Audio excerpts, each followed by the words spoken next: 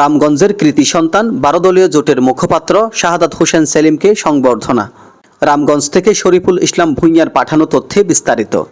লক্ষ্মীপুরের রামগঞ্জ উপজেলা ও পৌর বিএনপি এবং অঙ্গ সংগঠনের উদ্যোগে বাংলাদেশ লিবারেল ডেমোক্রেটিক পার্টি বিএলডিপি এর চেয়ারম্যান 2018 সালের নির্বাচনে ধানের শীষ প্রতীকে 12 দলীয় জোটের প্রার্থী ও বর্তমানে 12 দলীয় জোটের মুখপাত্র শাহাদাত হোসেন সেলিমকে গণসংবর্ধনা প্রদান করা হয়েছে।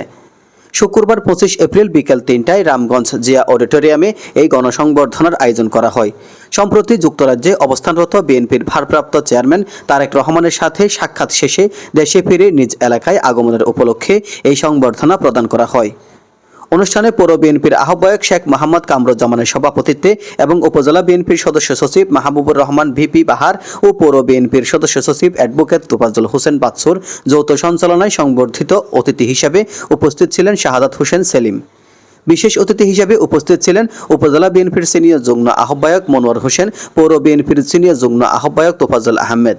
এছাড়া উপস্থিত ছিলেন উপজেলা বিএনপির যুগ্ম আহ্বায়ক ভিপি শাহ আলম, নজরুল ইসলাম পিন্টু, রেজাউল করিম ডিহিদার, এজিএস কাশেম, সদস্য মনির হোসেন, লক্ষ্মীপুর জেলা মহিলা দলের যুগ্ম সাধারণ সম্পাদক ফারজানা মজুমদার জনি, উপজেলা যুবদলের আহ্বায়ক কবির হোসেন পাটোয়ারি, সদস্য সচিব আব্দুল সাত্তার মজুমদার, পৌর যুবদলের আহ্বায়ক জামান পাটোয়ারি, সদস্য সচিব মিজানুর রহমান, যুবদল নেতা জামিল চৌধুরী, স্বেচ্ছাসেবক দলের নেতা দুলাল হোসেন, উপজেলা ছাত্রদলের আহ্বায়ক জহির রায়হান বাবু, সদস্য সচিব রাকিব হোসেন সহ উপজেলা ও পৌর বিএনপি, যুবদল, ছাত্রদল ও অন্যান্য অঙ্গ সংগঠনের নেতাকর্মীরা।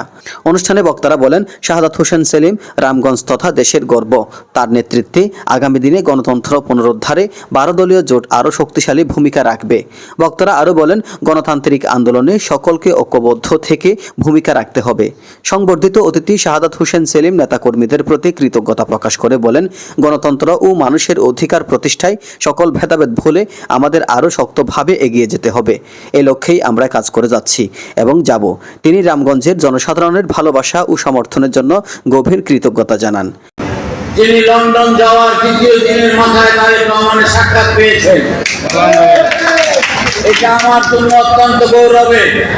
এখানে লন্ডনে যেসব নেতারা আছেন তারা জানেন যে লন্ডনে যাওয়ার পরে অনেক দিন অপেক্ষা করার পরে তারেক রহমান তাদেরকে সাক্ষাৎ দেন। এমনকি বিএনপির অনেক ভাগা নেতারাও তারেক রহমানের সাক্ষাৎ পান না। অনুষ্ঠান শেষে দেশের কল্যাণ, গণতন্ত্র প্রতিষ্ঠা এবং দলীয় সফলতা কামনা করে বিশেষ দোয়া ও মোনাজাত করা হয়। এজান নিজামুদ্দিন, ডেস্ক রিপোর্ট।